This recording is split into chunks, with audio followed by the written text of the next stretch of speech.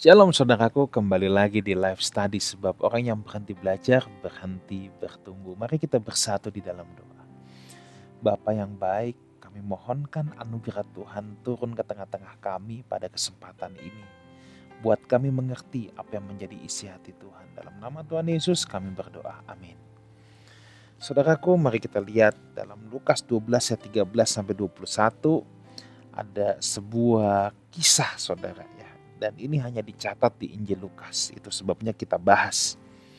Lukas 12 ayat 13 sampai dengan 21. Seorang dari orang banyak itu berkata kepada Yesus. Ini judul perumpamannya adalah, atau judul perikop ini adalah orang kaya yang bodoh. Ya, saya akan bacakan dulu. Seorang dari orang banyak itu berkata kepada Yesus, "Guru, katakanlah kepada saudaraku, supaya ia berbagi warisan dengan aku." Tapi Yesus berkata kepadanya, "Saudara, siapakah yang telah mengangkat aku menjadi hakim atau pengantara atas kamu?" Katanya lagi kepada mereka, "Berjaga-jagalah dan waspadalah terhadap segala ketamakan. Sebab walaupun seorang berlimpah-limpah hartanya, hidupnya tidaklah tergantung daripada kekayaannya itu." Kemudian ia mengatakan kepada mereka suatu perumpamaan, katanya, "Ada seorang kaya, tanahnya berlimpah-limpah hasilnya. Ia bertanya dalam hatinya, 'Apakah yang harus aku buat? Sebab aku tidak mempunyai tempat di mana aku dapat menyimpan hasil tanahku.' Lalu katanya, 'Inilah yang akan aku perbuat. Aku akan merombak lumbung-lumbungku dan aku akan mendirikan yang lebih besar. Dan aku akan menyimpan di dalamnya segala gandum dan barang-barangku. Sesudah itu aku akan berkata kepada jiwaku, jiwaku, ada padamu banyak barang, tertimbun untuk bertahun-tahun lamanya. Beristirahatlah, makanlah, minumlah, dan bersenang-senanglah.' Tetapi firman Allah kepadanya, 'Hai engkau orang bodoh, pada malam ini juga jiwamu akan diambil daripadamu, dan apa yang telah kau sediakan, untuk siapakah itu nanti?' Demikianlah jadinya dengan orang yang mengumpulkan harta bagi dirinya sendiri jikalau ia tidak kaya di hadapan Allah." Oke saudara, ya, di bacaan yang kita akan bahas ini, sebelum kita masuk ya, nanti saya mau membagikan 4 hal yang bisa kita pelajari dari kisah ini. Tetapi kita masuk dalam 2 prinsip dulu. Prinsip yang pertama, Yesus tidak anti orang kaya. Jadi kalau saudara baca ini orang kaya yang bodoh, saudara jangan berpikir Yesus ini sentimen memang sama orang kaya. Enggak saudara ya. Di bagian Alkitab lain dikatakan bahwa banyak perempuan-perempuan yang mengikut Yesus, melayani Yesus dengan kekayaannya. Kalau saudara melihat dalam kisah para rasul ya, maka saudara akan menemui ada banyak juga orang kaya yang melayani pekerjaan Tuhan lewat hartanya. Mereka mendukung pelayanan para rasul, melayani rasul-rasul dengan materi yang Tuhan percayakan kepada mereka untuk mengawal pekerjaan Tuhan. Jadi sekali lagi, Tuhan gak anti orang kaya, Tuhan gak alergi sama orang kaya ya. Itu hal yang pertama. Hal yang kedua, tidak semua orang kaya dikatain bodoh sama Tuhan Yesus. Di sini memang orang kaya yang bodoh, sebab memang dia bodoh. Tapi tentunya ada juga orang kaya yang bijaksana. Ada juga orang yang gak kaya bodoh lagi ya. Ada juga orang yang gak kaya secara materi tapi bijaksana di hadapan Tuhan. Ya, tentunya bodoh atau tidaknya seseorang di mata Tuhan itu gak bergantung sama IQ dia, kepandaian dia, matematika dia. Itu juga gak bergantung sama hartanya. Kalau di mata dunia memang orang kaya hampir pasti tidak bodoh di mata dunia. Kenapa saya katakan hampir pasti? Sebab kalau dia bodoh, dia tidak mungkin bisa punya kekayaan itu. Ya.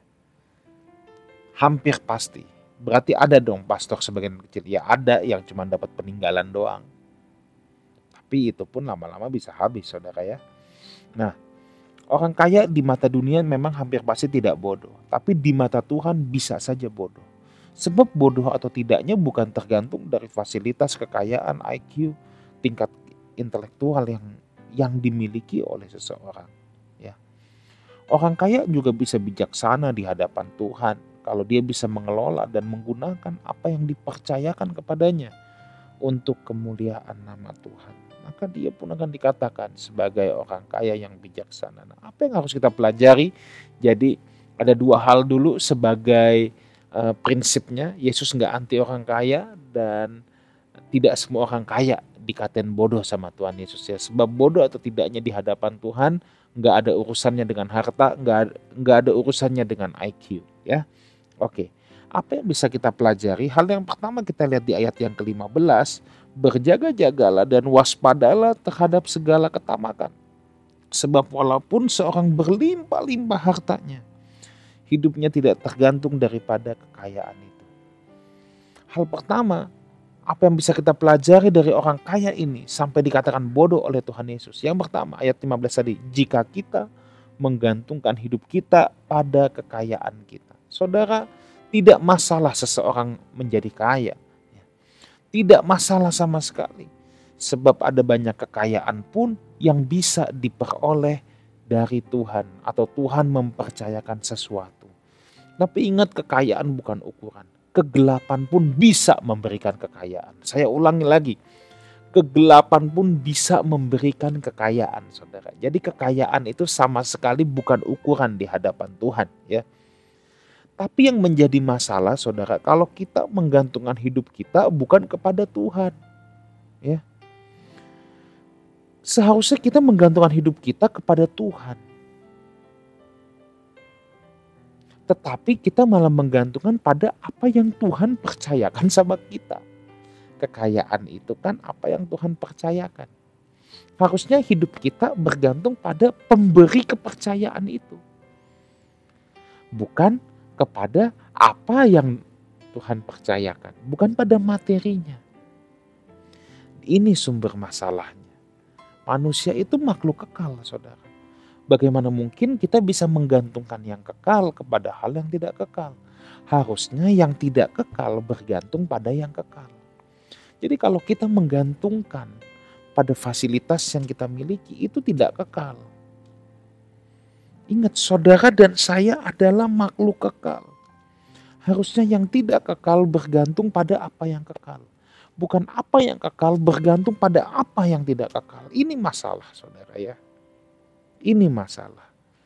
Nah, jadi di sini jelas Tuhan katakan, waspadalah dengan segala ketamakan. Hati-hati dengan keserakahan, saudara ya. Jangan serakah. Ciri-ciri orang yang serakah adalah tidak pernah puas.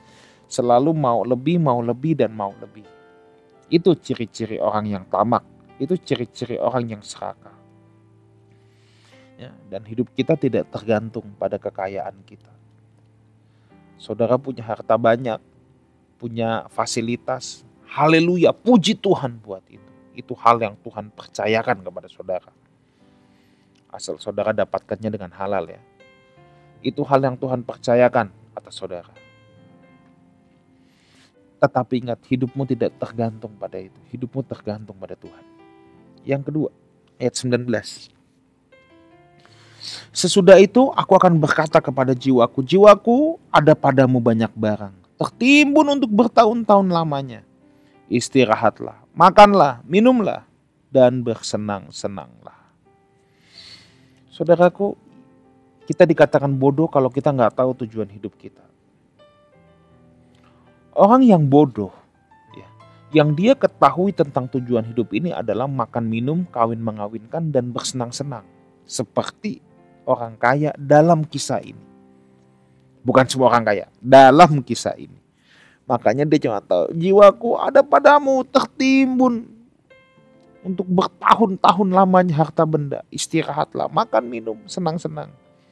Itu pola anak dunia, persis pada zaman Nuh. Pada saat zaman Nuh, orang hanya sibuk makan, minum, kawin, mengawinkan. Mereka tidak peduli. Sama sekali tidak peduli dengan Tuhan. Sampai air bah itu datang. Mereka kaget tiba-tiba. Makanya Tuhan juga bilang gini, kedatangan anak manusia yang kita udah bahas ya. Di Lukas pasal yang ke-24 itu. Kedatangan anak manusia seumpama pada zaman Nuh. Maksudnya apa? Ketika orang tidak peduli. Nah, yang gak peduli ini nih yang bodoh. Dia gak peduli tentang Tuhan. Tujuan hidupnya ya udah. Habis aku kumpulin banyak, aku mau makan, minum, bersenang-senang. Happy, enjoy life.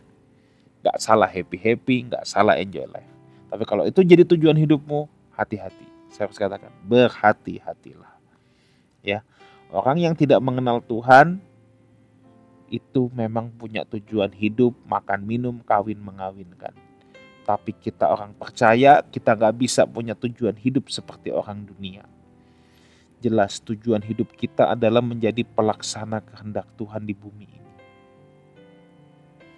Jadi kita gak boleh seneng, pastor. Boleh.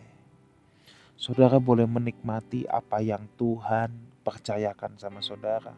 Itu bagianmu. Tapi please ingat yang satu ini. Please ingat yang satu ini. Jangan itu dijadikan tujuan. Ada orang kerja habis-habisan, mati-matian dapat uang. Supaya apa? Supaya bisa bersenang-senang. Nah, ini kan jadi tujuan. Ini kan jadi tujuan. Harusnya dia kerja supaya dia bisa jadi pelaksana kehendak Tuhan di bumi ini. Dia tahu apa yang harus dia lakukan dengan uang yang dia peroleh. Harusnya kan gitu. Orang bodoh adalah orang yang gak tahu tujuan, saudara. Ya. Saudara, saya harus mengingatkan, saudara. Ya. Saya harus mengingatkan untuk kita semua. Tujuan hidup kita jelas. Menjadi pelaksana kehendak Tuhan di bumi ini. Untuk menjalankan misi ini, Tuhan memperlengkapi kita di bidang kehidupan kita masing-masing. Ya. Kalau kisah ini, Tuhan memperlengkapi dia dengan harta kekayaan. Tapi ingat ya, jadi pelaksana itu tugasnya banyak, saudara. Tidak semua orang dipercayakan lewat harta dan kekayaan. Ya. Ada orang yang memang bukan bagiannya di situ. Dan gak salah dengan itu. Ya. Tidak salah dengan itu. Tapi dia punya bagian lain. Dia punya bagian lain. Nah, Tuhan memperlengkapi kita di bidang kehidupan kita masing-masing. Karena Tuhan memperlengkapi kita di bidang hidup kita masing-masing. So, jangan menganggap rendah orang yang tidak memiliki apa yang kita miliki. Saya ulang lagi. Jangan menganggap rendah orang lain karena dia tidak memiliki apa yang kita miliki. Sebab panggilan kita bisa berbeda-beda. Dengan demikian, kalau kita menganggap rendah karena kita menganggap rendah orang lain karena dia tidak memiliki apa yang kita miliki, dengar, kita menghina Tuhan. Kenapa? Sebab dia juga Tuhan yang ciptakan. Nilai dirinya pun sama, darah Kristus. Yang penting di sini adalah kita melayani Tuhan dengan apa yang Tuhan percayakan kepada kita. Tahu tujuan hidup kita. Ada orang yang diberikan karunia itu kan ada banyak, saudara. Ada karunia kemurahan. Ada karunia memimpin. Roma 12 itu karunia motivasi. Karunia bawaan. Layani Tuhan dengan karunia yang Tuhan berikan. Itulah kelebihan-kelebihan yang Tuhan titipkan kepadamu. Ya. Nanti kita bahas itu di Roma 12. Tapi yang jelas kita harus tahu tujuan hidup kita. Yang ketiga, ayatnya yang ke-20. Ayat 20, tetapi firman Allah kepadanya, hai engkau orang bodoh, pada malam ini juga jiwamu akan diambil daripadamu. Dan apa yang telah kau sediakan, untuk siapakah itu nanti? Ya, hal yang pertama tadi, kalau kita menggantungkan hidup kita pada kekayaan, materi, atau kelebihan-kelebihan yang Tuhan percayakan, itu bodoh. Yang kedua, jika kita tidak mengerti tujuan hidup kita. Tujuan hidup kita bukan makan minum, kawin mengawinkan. Tujuan hidup kita menjadi pelaksana kehendak Tuhan. Lewat apa yang Tuhan percayakan kepada kita. Yang ketiga, orang yang bodoh adalah orang yang tidak memiliki persiapan akan kekekalan. Itu bodoh. Makanya Tuhan bilang, hai orang bodoh, pada malam ini juga jiwamu diambil daripadamu. Tadi kau bilang kan, Jiwaku ada padamu banyak barang, tertimbun untuk bertahun-tahun lamanya. Istirahat, minum, makan, senang-senang. Tuhan bilang, hai orang bodoh, kalau jiwamu malam ini juga diambil daripadamu, apa yang telah kau sediakan untuk siapakah itu nanti? Makanya saya mau ingatkan lagi, kita makhluk kekal tidak bisa bergantung kepada apa yang tidak kekal. Harusnya apa yang tidak kekal yang bergantung pada apa yang kekal. Orang bodoh, orang yang gak punya persiapan akan kekekalan. Orang yang bodoh akan berpikir dia hidup hanya untuk sekarang ini saja hidup di bumi. Padahal hidup di bumi kita ini begitu singkatnya, hanya sementara saudara ya. Alkitab berkata 70-80 tahun hidup kita di bumi ini. Itu pun gak ada MOU, Memo of Understanding. Ada yang lebih cepat check outnya. Maka hidup ini sebenarnya bukan soal berapa panjangnya, berapa lamanya, tapi berapa dalamnya, berapa kedalamannya saudara hidup dengan Tuhan selama di bumi ini. Ini yang lebih menentukan saudara. Sudahkah kita menjadi pelaksana kehendak Tuhan? Orang yang mempersiapkan kekekalan akan mengetahui bahwa dirinya sedang ditugaskan oleh Tuhan. Selalu saya katakan, kita ini seperti duta-duta Allah. Yang namanya duta besar yang diutus oleh suatu negara ke negara lain. Itu punya masa waktu. Kita juga gitu. Diutus Tuhan jadi perwakilan Tuhan di bumi ini. Jadi duta Tuhan di bumi ini. Kita punya kontrak berjangka. Gak lama saudara. Satu hari kelak kita pasti pulang. Suka gak suka kita pasti pulang. Kita pasti berpulang saudara ya. Nah di bumi ini hanya sementara waktu. Sambil kita menjalankan tugas, yuk sambil kita melakukan persiapan di kekekalan. Persiapannya harus benar. Sorga bukan tempat pelarian para pecundang. Ada orang yang bilang, aku mempersiapkan kekekalan, terus kagak ngapa-ngapain, hidupnya gak produktif. Tidak jadi berkat sama sekali. Hidupnya carut marut saudara. Lalu selalu cuma bilang, aku mempersiapkan diri, aku mau pulang, aku rindu pulang. Saya selalu bilang, yang model begitu pret. Ya, yang model gitu gak benar saudara. Orang yang rindu pulang, dia menyadari masa tugas ini, dia bekerja sekeras-kerasnya saat masa tugas ini. Ingat, keberhasilan seseorang dalam masa tugasnya, ya, keberhasilan seseorang pada masa tugasnya tidak ditentukan oleh berapa banyak yang dia hasilkan atau hasil apa yang dihasilkan. Orang dunia akan menilai begitu saudara. Oh iya, pasti. Orang dunia akan menilai begitu. Tapi kalau Tuhan tidak menilai begitu saudara.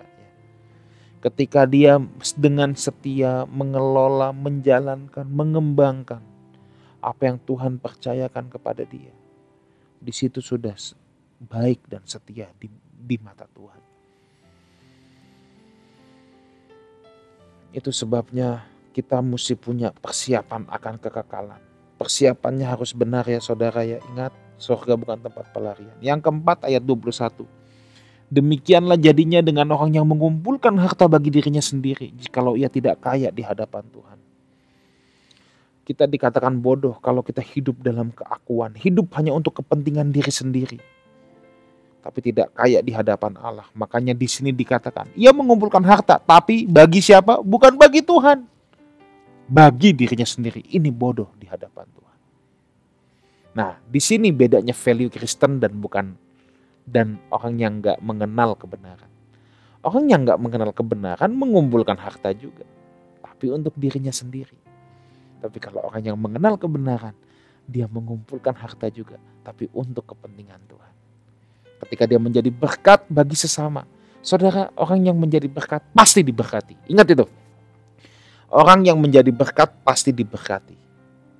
Karena kita hanya bisa membagikan apa yang ada pada kita. Hidup ini kan kayak pipa saudara. Kalau diberikan kita harus memberi juga. Kalau saudara sumbat satu sisi, pipa ini meledak meletus. It doesn't work that way. Hidup ini kan sesimpel itu saudara ya. Jadi saya berdoa setiap saudara, yuk kita tidak bisa hidup dalam keakuan. Ya. Kita nggak bisa hidup hanya untuk kepentingan diri kita sendiri. Tetapi kita tidak kaya di hadapan Allah. Kaya di hadapan Allah ketika kita bisa memaksimalkan seluruh potensi yang Tuhan taruh dalam hidup kita. Di situ kita kaya di hadapan Allah. Kaya di hadapan Allah. Itu ketika kita bisa jadi berkat untuk sesama kita. Itu kaya di hadapan Allah. Kalau kita berdaya guna dalam pembangunan tubuh Kristus di bumi ini, itu kaya di hadapan Allah. Orang kaya ini saudaraku, dikatakan bodoh. Ya, karena dia hidup untuk dirinya sendiri. Dia gak punya persiapan kekekalan, dia hidup hanya untuk bersenang-senang. Orang kaya ini dikatakan bodoh karena dia tidak melakukan persiapan di hadapan Tuhan. Sebenarnya ini bukan soal banyak harta atau tidak banyak harta. Sekalipun orang gak banyak harta, kalau dia gak tahu tujuan hidup, kalau dia hidup dalam keakuan untuk kepentingan dirinya sendiri, ya bodoh juga. Tapi dalam kisah ini Tuhan memang lagi menceritakan. Karena ini kan ada yang bertanya sama Tuhan Yesus. Tapi di sini yang kita harus belajar saudara. Kalau kita dipercayakan sesuatu sama Tuhan, pasti ada sesuatu. Ada tanggung jawab juga yang besar yang mengikutinya. Itulah sebabnya. Kalau Tuhan mempercayakan kita sesuatu, kita harus serius menyadari bahwa tujuan hidup kita bukan untuk bersenang-senang, bukan untuk keakuan. Tapi ada tugas yang aku harus tunaikan. Saya berdoa kita semua menjadi orang-orang yang diberkati Tuhan luar biasa. Tuhan Yesus menyertai kita semua. Amin. Mari kita bersatu dalam doa. Bapa yang baik, kami bersyukur untuk pengertian-pengertian akan kebenaran firman-Mu. Dalam nama Tuhan Yesus kami berdoa. Amin. Saudaraku, jangan lupa follow Instagram Lifehouse Community. Di sana ada live message, live quotes, highlight sermon yang akan memberkati saudara semua. Setiap Kamis malam kita ada We Talk jam 7 malam ya. Itu juga akan memberkati kita semua. Lalu kita juga ada online service di YouTube channel Lifehouse Community. Kalau online service-nya jam 9, offline jam 9 dan jam 11. Ada YouTube channel Lifehouse Music juga yang saudara subscribe, itu saudara bisa pakai untuk saat teduh saudara. Tuhan Yesus menyertai kita semua. See you next week dalam live study orang yang berhenti belajar, berhenti bertumbuh. Amin.